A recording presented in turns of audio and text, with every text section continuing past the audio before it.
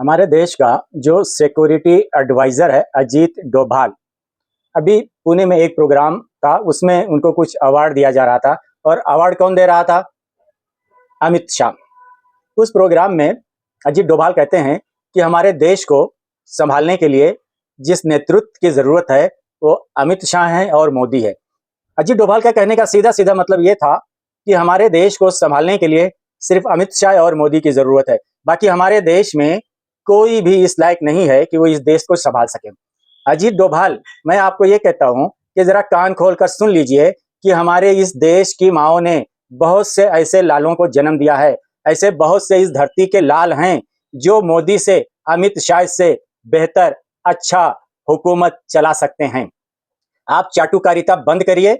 आप security adviser हो और उसकी रोटी आप खा रहे हो, हमारे टैक्स के पैसे की रोटी खा रहे हो। जनता को गुमराह करने की जरूरत नहीं है। आप ये बताइए, आपका बेटा कहां पे देश की मलाई खा रहा है? बताइए, जवाब दीजिए। देश की जनता को गुमराह करने की जरूरत नहीं है। हमारे माओ ने ऐसे सपूतों को जन्म दिया है जो कि मोदी से और अमित शाह से बेहतर तरीके से इस देश को चला सकते हैं।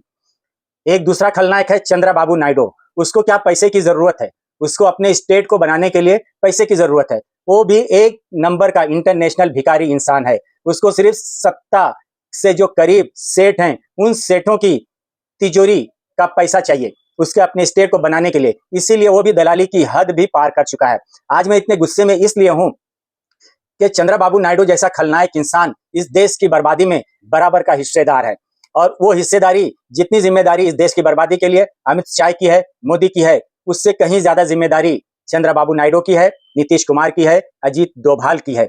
ये सत्ता के दलाल हैं और सत्ता से चिपक कर सत्ता की मलाई खाने के आदी हैं। हमारे देश की जनता, जेन जी, जेन अल्फा, नई पीढ़ी, सब इन सब चालों को समझ रहे हैं। हमारे बहकावे में हमारे देश की जनता आने वाली नहीं है।